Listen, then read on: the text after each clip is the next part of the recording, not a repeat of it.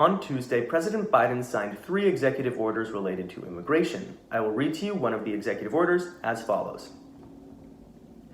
Executive Order on Restoring Faith in Our Legal Immigration Systems and Strengthening Integration and Inclusion Efforts for New Americans. By the authority vested in me as President by the Constitution and the laws of the United States of America, it is hereby ordered as follows.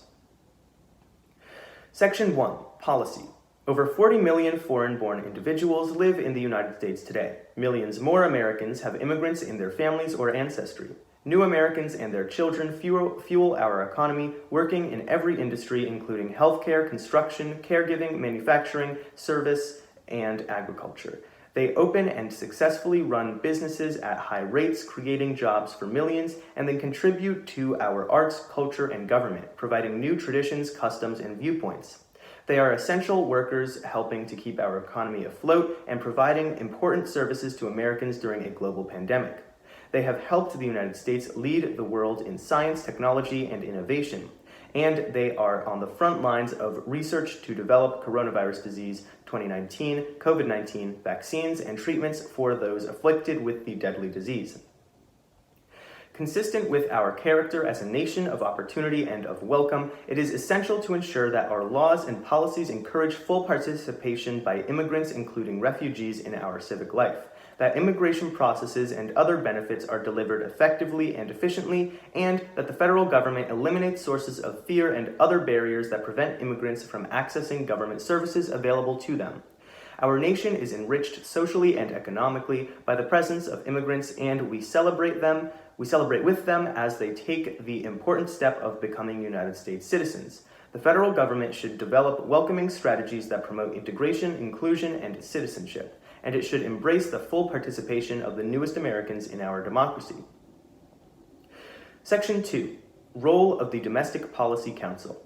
The role of the White House Domestic Policy Council, DPC, is to convene executive departments and agencies to coordinate the formulation and implementation of my administration's domestic policy objectives. Consistent with that role, the DPC shall coordinate the federal government's efforts to welcome and support immigrants, including refugees, and to catalyze state and local integration and inclusion efforts. In furtherance of these goals, the DPC shall convene a task force on new Americans, which shall include members of agencies that implement policies that impact immigrant communities. Section 3. Restoring Trust in Our Legal Immigration System. The Secretary of State, the Attorney General, and the Secretary of Homeland Security shall review existing regulations, orders, guidance documents, policies, and any other similar agency actions, collectively agency actions, that may be inconsistent with the policy set forth in Section 1 of this order. A. In conducting this review, the Secretary of State, the Attorney General, and the Secretary of Homeland Security shall 1. Identify barriers that impede access to immigration benefits and fair, efficient adjudications of these benefits, and make recommendations on how to remove these barriers as appropriate and consistent with applicable law. And 2. Identify any agency actions that fail to promote access to the legal immigration system, such as the final rule entitled U.S. Citizenship and Immigration Services Fee Schedule and changes to certain other immigration benefit request requirements, 85 Federal Register 46788, August 3rd, 2020, in light of the Emergency Stopgap USCIS Stabilization Act, Title I of Division D of Public Law 116-159, and recommend steps as appropriate and consistent with applicable law to revise or rescind those agency actions. B. Within 90 days of the date of this order, the Secretary of State, the Attorney General, and the Secretary of Homeland Security shall each submit a plan to the President describing the steps their respective agencies will take to advance the policy set forth in Section 1 of this order.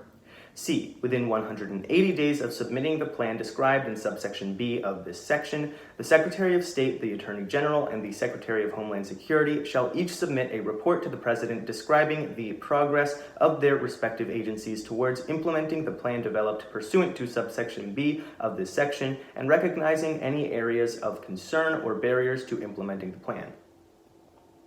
Section 4. Immediate review of agency actions on public charge inadmissibility.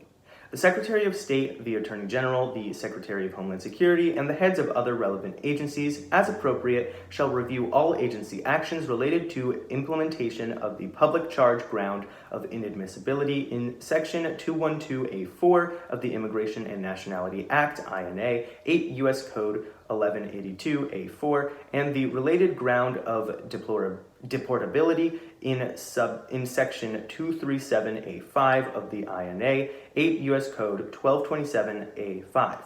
They shall, in considering the effects and implications of public charge policies, consult with the heads of relevant agencies, including the Secretary of Agriculture, the Secretary of Health and Human Services, and the Secretary of Housing and Urban Development.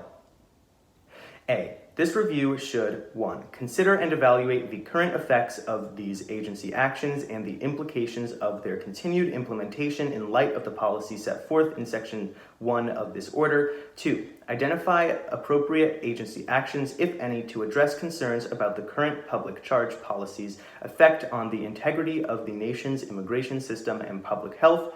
And 3. Recommend steps that relevant agencies should take to clearly communicate current public charge policies and propose changes, if any, to reduce fear and confusion among impacted communities. B. Within 60 days of the date of this order, the Secretary of State, the Attorney General, and the Secretary of Homeland Security shall each submit a report to the President describing any agency actions identified pursuant to subsection A2 of this section and any steps their agencies intend to take or have taken consistent with subsection 3 of this section. There are further sections to this executive order, however, they go beyond the scope of this video. If you would like to read the rest of the executive order, you can do so by clicking the link in the description below.